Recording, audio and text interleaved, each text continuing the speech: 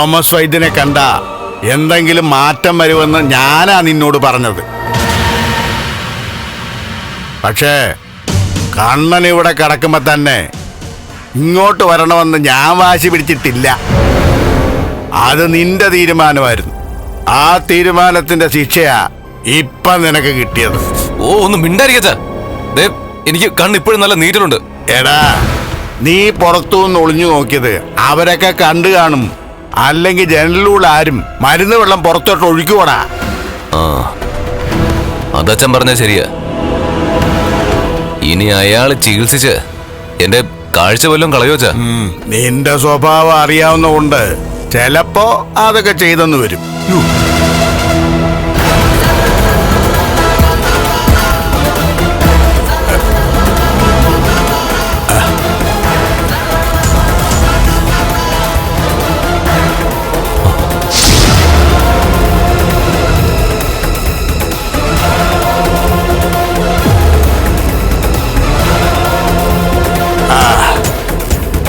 എന്താ മഹാലക്ഷ്മി? കുറച്ചു നാളായി കണ്ണേട്ടനെ ഇവിടെ കൊണ്ടൊന്ന് ചികിത്സിക്കാൻ തുടങ്ങിയിട്ട്. എന്നിട്ട് ഒരു മാറ്റവും ഇല്ല. ആകെ കൂടി വലതുകാലിന്റെ വിരലൊന്ന് ചലിച്ചു. അതിനപ്പുറം മാറ്റങ്ങളൊന്നും ഉണ്ടായിട്ടില്ല. എന്നിട്ടും കണ്ണേട്ടന്റെ കാലുകൾ ചലിക്കുന്നുണ്ടോ, ദേഹം അനങ്ങുന്നുണ്ടോ എന്നൊക്കെ അറിയാൻ വേണ്ടിട്ട് നടക്കുക ഇവിടെ ചിലര്. തനിക്കൊക്കെ നാണം ഇല്ലേടോ? ഞാൻ അതിനൊന്നും അല്ല പുറത്തിറങ്ങിയത്. ആ, പിന്നെ പുറത്തു നിന്നപ്പോ അകത്തെ മുറിയിൽ എന്തൊക്കെയോ ശബ്ദങ്ങൾ കേട്ടു. ഒരു നിലവിളി.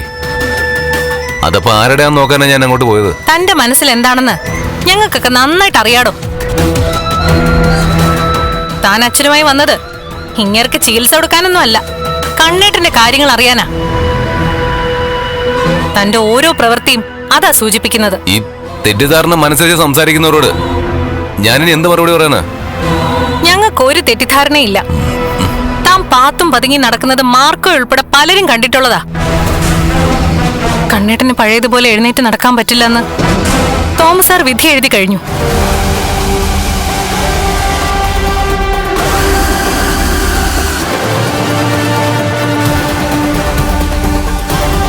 അങ്ങനെയുള്ള ആളിന് ചെറിയൊരു മാറ്റമെങ്കിലും സംഭവിക്കുന്നെങ്കിൽ സംഭവിക്കട്ടെ എന്നുള്ള ചിന്തയോടെയാ, പ്രതീക്ഷയോടെയാ കണ്ണേട്ടൻ ഇങ്ങോട്ട് വരുന്നത്.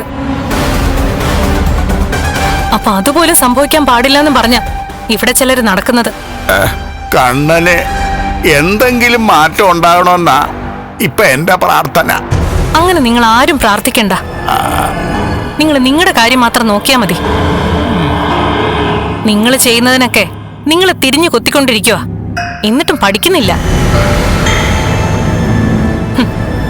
എന്നെ വീഴ്ത്താൻ നോക്കി പരാജയപ്പെട്ടു. അതിനു മുമ്പ് മറ്റു ചില കർമ്മങ്ങൾ കൂടി നിങ്ങൾ ചെയ്തോന്ന് എനിക്ക് സംശയമുണ്ട്.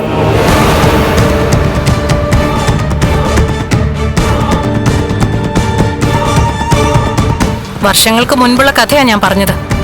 നിങ്ങളുടെ പ്രവൃത്തികൾ വെച്ച് നോക്കിയാ നിങ്ങൾ അതല്ല അതിനപ്പുറം ചെയ്യും. നീ എന്താ ഉദ്ദേശിക്കുന്ന മഹാലക്ഷ്മി? ഞാൻ എന്താ ഉദ്ദേശിക്കുന്നതെന്ന് നിങ്ങൾക്കൊരു പക്ഷെ അറിയാൻ കഴിഞ്ഞേക്കും. നിങ്ങളെ പഠിച്ച ശേഷം എന്റെ സംശയം കൂടിക്കൂടി വരിക.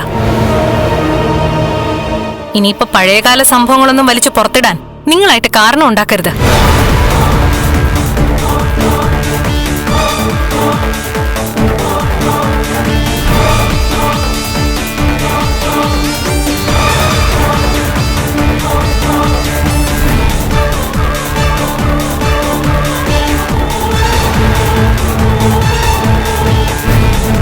അവള് പറഞ്ഞതിന്റെ അർത്ഥം എന്താണെന്ന് വെച്ചാ?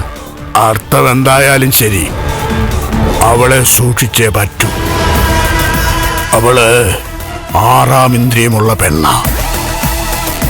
അതുകൊണ്ട് ആരും കാണാത്ത കാഴ്ചകൾ അവള് കണ്ടെന്ന് വരും.